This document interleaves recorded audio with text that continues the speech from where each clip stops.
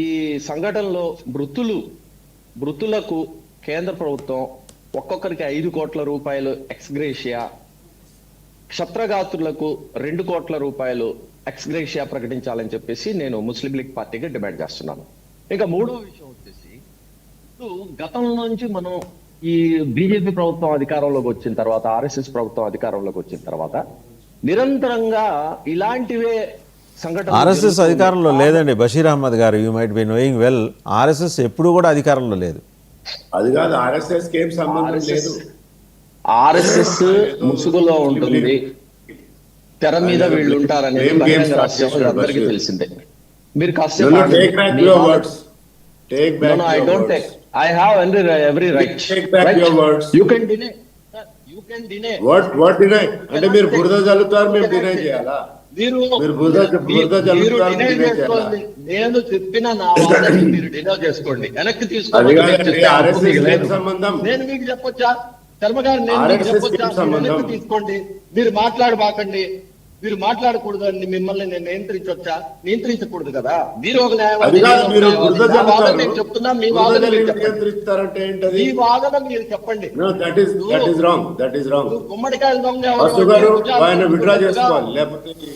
Let him complete అండి. నేను ముందరే అబ్జెక్షన్ చెప్పా. ప్రభుత్వంలో ఆర్ఎస్ఎస్ లేదు. అట్లీస్ట్ బషీర్ అహ్మద్ గారు మీరు గమనించాల్సిన విషయం, ఆర్ఎస్ఎస్ ప్రభుత్వంలో లేదు. ప్రభుత్వంలో ఉన్న బీజేపీ మీద మీరేమన్నా అనదలుచుకుంటే okay, you have liberty since you are Muslim League party కాబట్టి. చదువుకున్న మురుకుల్లాగా మాట్లాడితే ఎట్లా? మోడీ ఆర్ఎస్ఎస్ కి సంబంధించిన వ్యక్తి కాదా? అమిత్ షా ఆర్ఎస్ఎస్ ప్రభుత్వంలో ఎవరున్నారండి? ప్రభుత్వంలో ఆర్ఎస్ఎస్ నేరుగా కేబినెట్ లో ఉందా? నేను బషీర్ అహ్మద్ గారు మీకు సూటి ప్రశ్న, ప్రభుత్వంలో ఆర్ఎస్ఎస్ ఉందా? ప్రభుత్వంలో ఆర్ఎస్ఎస్ ఉందా చెప్పండి. ప్రభుత్వంలో ఆర్ఎస్ఎస్ ఉందా? బీజేపీ కాదా చెప్పండి. ప్రభుత్వంలో ఉన్నది బీజేపీ అండి. బీజేపీ గురించి మీరు మాట్లాడండి, మీకు రైట్ ఉంటుంది. ఆర్ఎస్ఎస్ కి ఏంటి సంబంధం ఇందులో? మీరు ప్రభుత్వం గురించి మాట్లాడుతున్నారు, ప్రభుత్వం గురించి మాట్లాడుతున్నారు. ప్రభుత్వంలో ఆర్ఎస్ఎస్ లేదు. ఆర్ఎస్ఎస్ ని విడిగా చూపించి మీరు మాట్లాడుకోండి కావాలంటే. నా విశ్లేషణ, నా వాదన ప్రకారం పొరపడడానికి బీజేపీ ఉంది, కానీ మొత్తం నాటకం అంతా ఆడిస్తుంది ఆర్ఎస్ఎస్. కాబట్టి నేను అలానే ఉంటాను, అది నా హక్కు, అది నా భావ ప్రకటన స్వేచ్ఛ. ఇది ఫస్ట్ పాయింట్. ఇంకో పాయింట్ వచ్చేసేటప్పటికి, ఇప్పుడు ఇన్ని జరుగుతూ ఉన్నాయి, ఇన్ని జరుగుతూ ఉంటే ఏనాడు కూడా మోడీ గారు కానీ, అమిత్ షా గారు కానీ, అజిత్ దోవల్ గారు కానీ వీరు బాధ్యత వహించలేదు. మేము ముస్లిం లీగ్ పార్టీగా మేము డిమాండ్ చేస్తున్నాం, వెంటనే మోడీ గారు, అమిత్ షా గారు, అజిత్ దోవల్ గారు రాజీనామా చేయాలి. ఆయన రాజీనామా చేసేసి మోడీ గారు నడ్డా గారికో ఎవరినో తీసుకొచ్చి ప్రైమ్ మినిస్టర్ గా చేయడం ద్వారా మరింత సమర్థవంతమైన పరిపాలన వస్తుందని చెప్పేసి మేము భావిస్తున్నాం. ఈ రోజు జైషే మొహమ్మద్ ఉగ్రవాదులు తీసుకొచ్చి చేయాలి, ప్రధానమంత్రి చేయాలి. ఇలాంటి విధ్వంసకరమైన చర్యలు చేస్తూ ఉంటే ఈ నిఘా సంస్థలు ఏం చేస్తున్నాయని చెప్పేసి నేను ప్రశ్నిస్తున్నాను.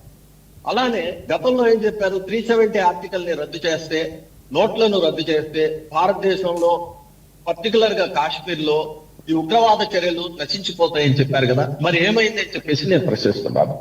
నువ్వు ప్రభుత్వాన్ని ప్రశ్నించకపోతే, ప్రభుత్వాన్ని ప్రశ్నించకుండా నిరంతరం భజన చేస్తూ ఉంటే మనకు సరిపోయిన పరిపాలన రాదు. ప్రశ్నించాల్సిన బాధ్యత చదువుకున్న ప్రతి పౌరుడి మీద, గోపాల్ శర్మ గారితో సహా ప్రతి ఒక్కరికి కూడా ఉంది.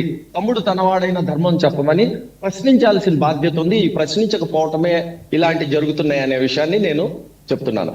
ఇంకా మీరు ఇంకో విషయం అన్నారు, చదువుకున్న వాళ్ళు, ఈ ప్రొఫెసర్లు వీరు ఇలాంటి పనులు చేస్తున్నారంటే, చదువుకోవడం వేరు, చదువు ఉంటుంది, కానీ వారికి మానసిక పరిపక్వత ఉండదు. డిగ్రీ ఉండటం వేరు, ఎడ్యుకేషన్ ఉండటం వేరు, విజ్డమ్ ఉండటం వేరు. వీరు ఎవరికి కూడా విజ్డమ్ లేదు. ఇప్పుడు భారతదేశంలో ప్రజాస్వామ్యయుతంగా ప్రభుత్వం ఉంది, ఎలక్షన్లలో నిలబడొచ్చు. ఎలక్షన్లలో నిలబడి మీరు పార్లమెంట్ కో లేదా చట్టసభలకు వచ్చి మీకు సంబంధించి మీ సమస్యలు ఏదైనా ఉంటే మీరు ప్రజాస్వామ్యయుతంగా చట్టసభల్లో మీరు మాట్లాడి మీ సమస్యల్ని తీర్చుకోవడానికి మనకు రాజ్యాంగం చక్కటి అవకాశాన్ని ఇస్తే, ఇలాంటి ఉగ్రవాద తీవ్రవాద చర్యలు చేయడాన్ని మేము ఇండియన్ యూనియన్ ముస్లిం లీగ్ పార్టీగా మేము తీవ్రంగా ఖండిస్తున్నాం.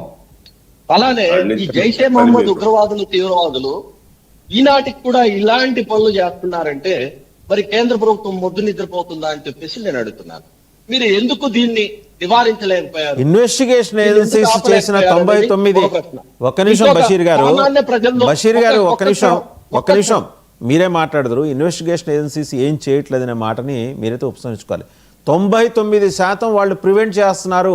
ఇది కూడా లాస్ట్ మినిట్లో అతను హేస్టీగా డాక్టర్ ఉమర్ అతను కూడా వీళ్ళ సర్వీలెన్స్లో ఉన్నాడు. అతన్ని క్యాచ్ చేసే లోపల భయానికి అతను ఐఈడి పేల్చేసి ఈ దారుణానికి ఒడిగట్టాడు. వాస్తవంగా వాళ్ళ ప్లాన్ December 6. అవన్నీ రివీల్ అవుతున్నాయి. బట్ ఒక్కటొకటి వాళ్ళు చేయబట్టి కదా, ఇంత నెట్వర్క్ని బస్ చేయబట్టి కదా మొత్తం విషయాలన్నీ బయటకు వచ్చినాయి. బషీర్ అహ్మద్ గారు, just you can't blame the. నేను చెప్తున్నది సామాన్య ప్రజల్లో ఈ రోజు ఉన్న భావాన్ని నేను చెప్తున్నాను. సామాన్య ప్రజలకు సంబంధించిన భావాన్ని నేను చెప్తున్నాను. ఎందుకు ఇలాంటి సంఘటనలు ఎందుకు జరుగుతున్నాయి?